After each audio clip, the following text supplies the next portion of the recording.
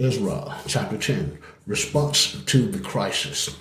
While Ezra prayed and acknowledged their guilt, weeping and prostrate before the house of God, a very large assembly of the Israelites gathered about him, men, women, and children, and the people wept profusely. Then Shechaniah, son of Jehiel, one of the descendants of Elam, made this appeal to Ezra: "We have indeed betrayed our God by taking as wives foreign women of the peoples of the land. Yet, in spite of this, there still remains a hope for Israel. Let us therefore enter into a covenant before our God to dismiss all our foreign wives and the children born of them. In keeping with that, you, my Lord, advise, and those who are in dread of the commandments of our God. Let it be done according to the law.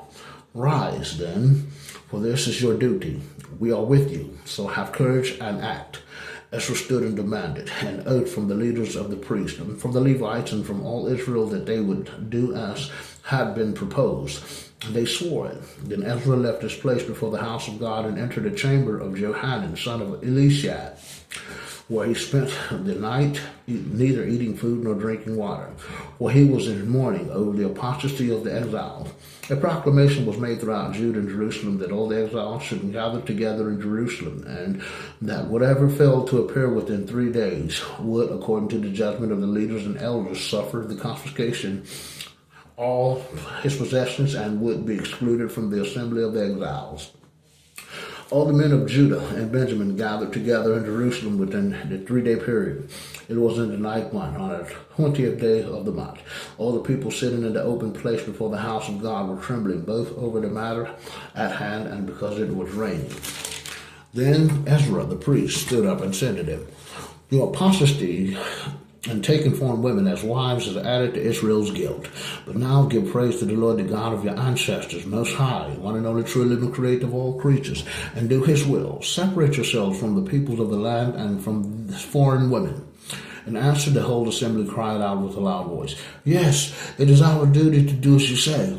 But the people are numerous, and it is the rainy season, so that we cannot remain outside. Besides, this is not a task that can be performed in a single day or even 2. For those of us who have sinned in this regard are many. Let our leaders represent the whole assembly. Then let all those in our cities who have taken foreign women for wives appear at appointed times, accompanied by the elders and magistrates of each city in question, till we have turned away from us our God's burning anger over this affair." Only Jonathan, son of Asahel, and Jehaziah, son of Tikvah, were against this proposal, with Meshullam and Shabbatai, the Levites, supporting them. The exiles did as agreed. Ezra the priest appointed as his assistants men who were heads of ancestral houses, one for each ancestral house, all of them designated by name. They held sessions to examine the matter, beginning with the first day of the 10th month. By the first day of the first month, they had finished dealing with all the men who had taken foreign women for wives. The list of transgressors. Among the priests, the following were found to have taken foreign wives: of the descendants of Jeshua, son of Jehozadak, and his kinsmen, Messiah, Eliezer, Jarib, and Gedaliah. They pledged themselves to dismiss their wives, and as a guilt offering for their guilt, they gave a ram from the flock. Of the descendants of Emar, Hananiah, and Zebadiah, the descendants of Harim, Messiah, Elijah, Shemaiah, Jehiel, Uzziah. Of the descendants of Pashur, Elionai, Messiah, Ishmael, Nathaniel, Josabad, and Elisah. Of the Levites, Josabad, Shimei, Kiliah, also called Kelita, Pethahiah, Judah, and Eliezer. Of the singers, Elisha. Of the gatekeepers, Shalom, Telem, and Uri.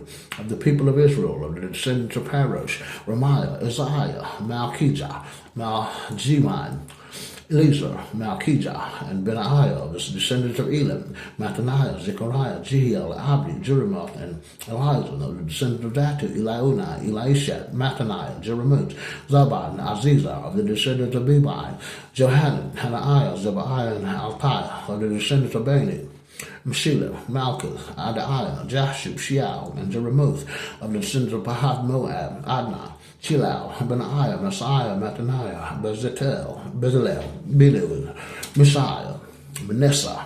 Of the descendants of Harim, Eliezer, Issachar, Malchijah, Shemaiah, Shimeon, Benjamin, Malach, Shemariah. Of the descendants of Hashim, Mattaniah, Zabadiah, Eliphaz, Jeremiah, Manasseh, Shemaiah, of the descendants of Begu, Madiah, Amram, Uel, Benaiah, Bedaiah, Sheluhai, Benaiah, Merimot, Elisha, Mattaniah, and Joshua of the descendants of Benu, Shimei, Shelemiah, Nathan, and Adaiah of the descendants of Zakai, Shishai, Sharai, Azarel, Selemiah, Shemariah, Shalom, Amariah, Joseph of the descendants of Nebo, Jeiel, Mattaniah, Zabad, Zabina, Jadiah, Joel, and Benaiah. All these had taken foreign wives, but they sent them away, both the women and their children.